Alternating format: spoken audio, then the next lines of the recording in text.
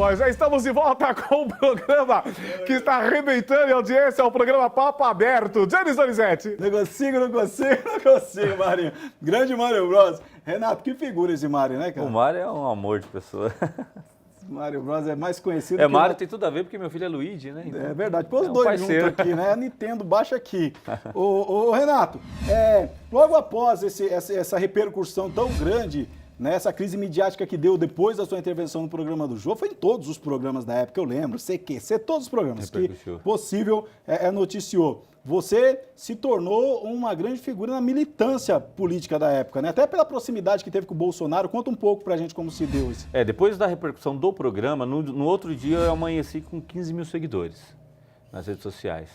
Aí começou a repercutir. 15 mil, eu pra ter 2 curtidas é uma luta, não preciso ficar pedindo pro povo inbox, curta, por favor. Repercutiu nos outros programas, a partir daí a página começou a crescer e eu comecei a abordar outros temas. Aí comecei a falar de algumas outras coisas, comecei a estudar.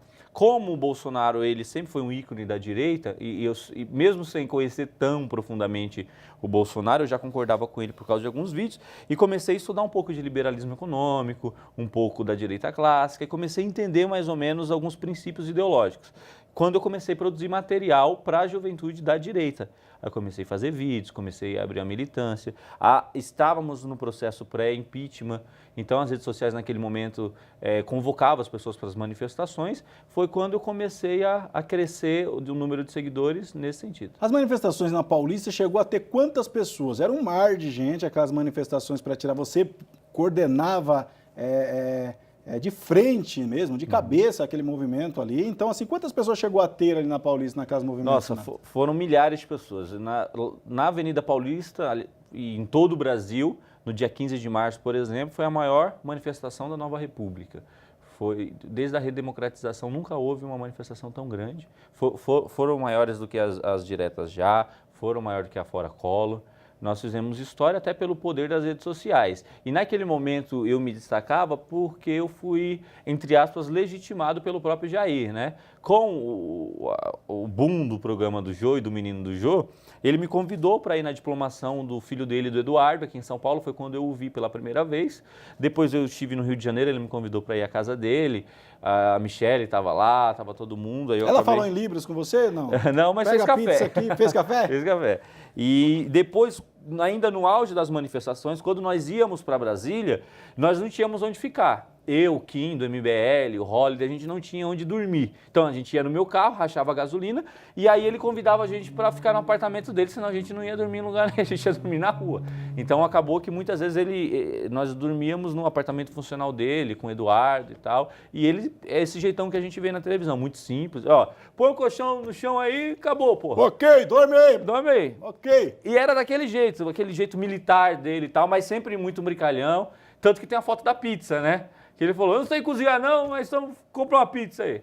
Aí comprou pizza e tem a foto até hoje, que foi uma foto que ficou deu uma viralizada, né?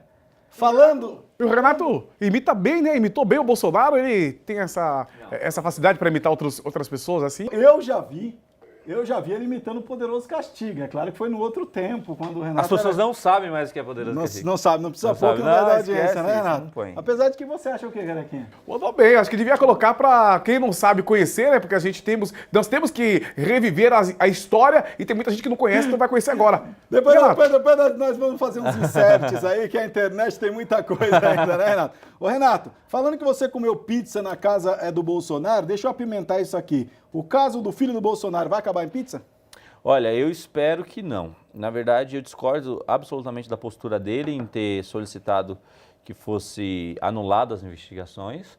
Eu acredito que ele precisa ser investigado e comprovado todas as acusações, que ele seja condenado, que ele seja preso, de preferência junto com Lula. A gente não tem políticos de estimação, seja ele ou o próprio Bolsonaro.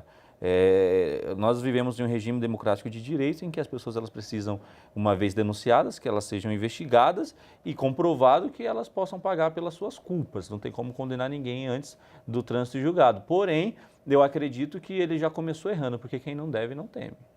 Quem não deve não temer, nunca mais, né? E olha só, há uma diferença entre a direita e a esquerda nesse posicionamento, que a esquerda vai lá fazer Réveillon na porta da cadeia, lá para quem está preso, Lula né? E o pessoal da direita, nós temos visto a própria direita cobrando isso também. Na verdade, se você analisar os comentários, os próprios seguidores do pai, eles são contra o posicionamento do filho nessa decisão, desse pedido dele aí de anular as investigações no caso do ex-assessor dele.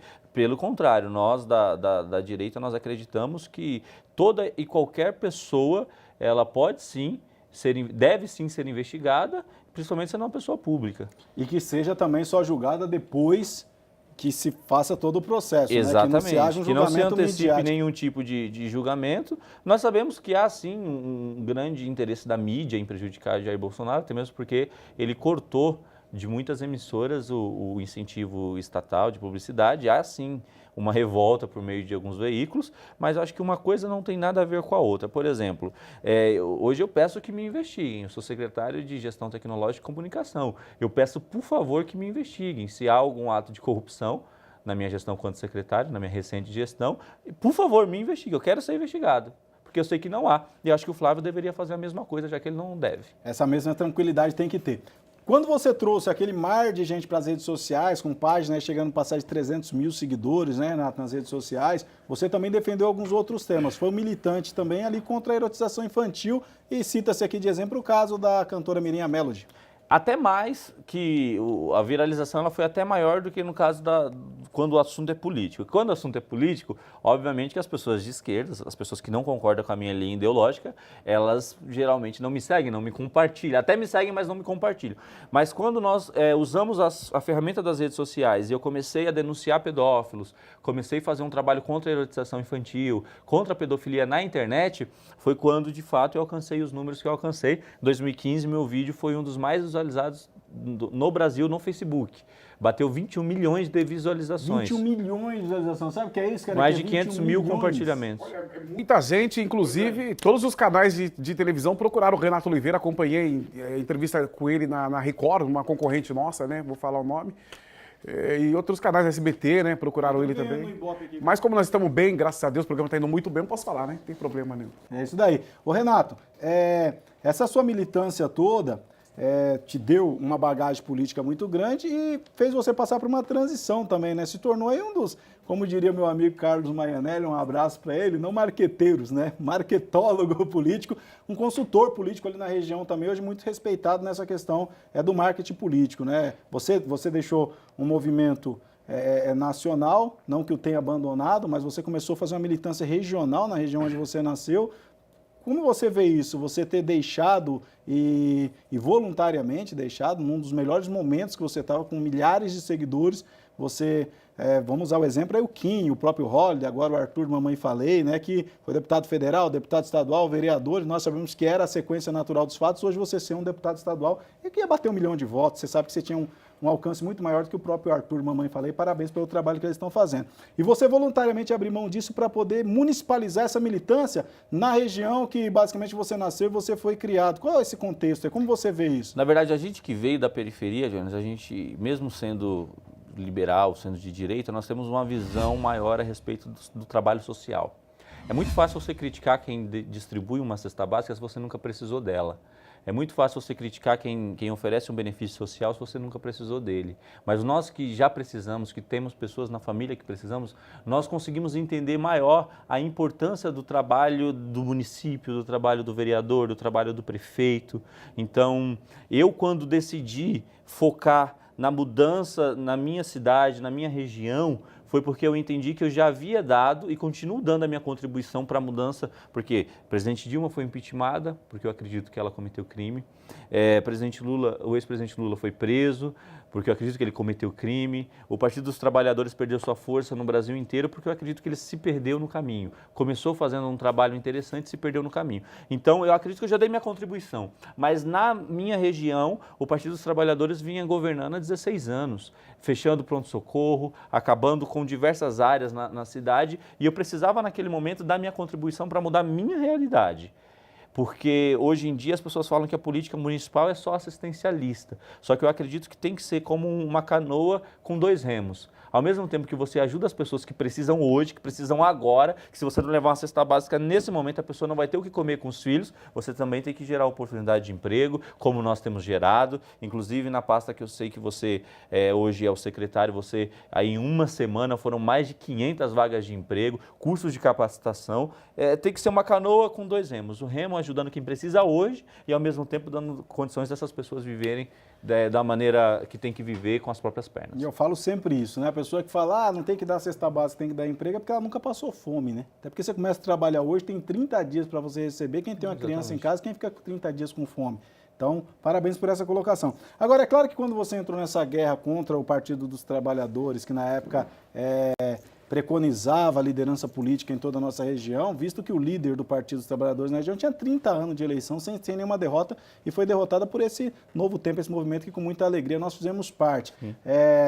Sabemos que a escola petista de fazer política também trabalha-se muito assassinato de reputação. Você acha que os recentes levantes que teve contra a sua vida tem muito a ver também com esse embate político contra o PT propriamente? Porque isso não aconteceu só em Buenos Aires, isso foi nacionalmente, foi numa cadeia nacional, estadual, até chegar na cidade. Mas não tenha dúvidas, isso acho que o tempo vai nos preparando, Deus vai nos preparando para poder vencer todas essas acusações e tudo isso que levanta contra a gente. Por exemplo, quando eu estava no Congresso Nacional, antes mesmo de alguém sonhar em impeachment, nós estávamos lá dentro, colocando o dedo na ferida dos políticos e eu fui detido pela Polícia Legislativa, inclusive foi Jair Bolsonaro na época e o Bruno Araújo, que foi me retirar lá, fiquei preso pela Polícia Legislativa. Depois, quando eu vinha denunciando, por exemplo, os pedófilos, tentaram me matar, tentaram me ameaçar de morte, tem reportagens do saudoso Marcelo Rezende falando sobre isso. Agora, depois, em Buenos Aires, quando eu denunciei o ex-prefeito, que ele havia diversos imóveis em que ele mesmo não pagava IPTU,